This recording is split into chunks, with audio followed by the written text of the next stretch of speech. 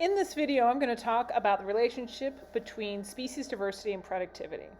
First, species diversity. Elsewhere in the course, we probably talked about diversity in terms of a combination of the number of species in an area and the relative abundance of each species. But here we're just going to talk about diversity in general terms, and that is that diversity is the number of species in an area. And this is referred to as richness. Okay, next we're going to talk about productivity, specifically primary productivity, is the amount of carbon fixed in an area in a year. In other words, it's the amount of biomass or plant matter that is produced when carbon is pulled out of the atmosphere and converted into carbohydrates through the process of photosynthesis. Why do plants photosynthesize? Because they're storing energy from the sun in those carbon bonds of the carbohydrates. The plant breaks these bonds when it needs energy for growth or to make compounds for herbivore defenses or for reproduction. For all of the metabolic activities that happen in plants, they are using the energy in these carbon-carbon bonds that they have stored sun's energy in. So therefore, all of the green that you see in this meadow is this year's primary productivity, because every year all of the above ground biomass, all this green stuff you're looking at, dies back. And so what we see green here right now is all this year's primary productivity.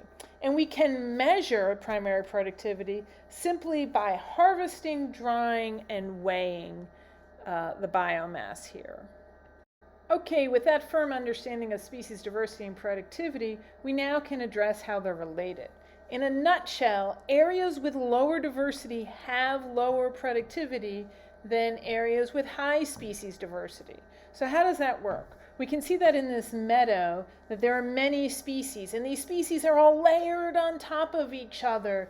Each species is adapted to be able to use resources differently. For example, the tall grasses, they're tall and thin, and they can absorb sun that's way above the other plants, but that light would still get past them. And so below them are forbs. These are shorter and they have wide leaves, and they're absorbing the sun that the grass misses.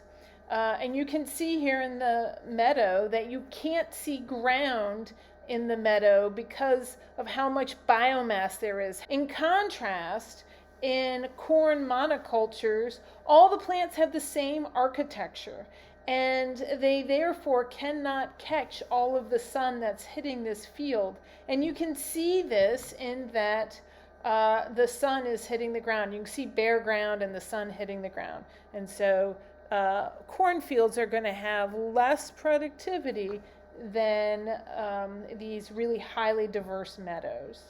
Okay, so that's how diversity and productivity interact, how diversity affects productivity.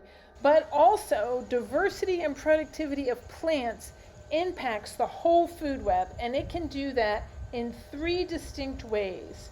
First, the more plant species there are, the more productivity there is, and that this additional biomass can support larger populations of herbivores and predators and pathogens and parasites and decomposers and detritivores.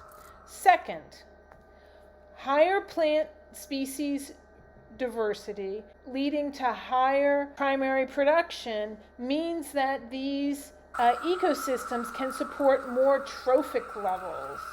And so not just populations within a trophic level, but the actual number of trophic levels in the system. This is the 10% rule from we talked about in another part of this class.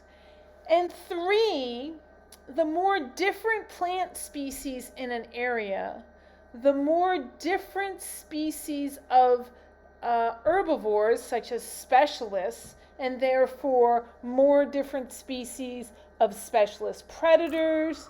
And so therefore, when plant diversity is higher, it produces higher animal diversity.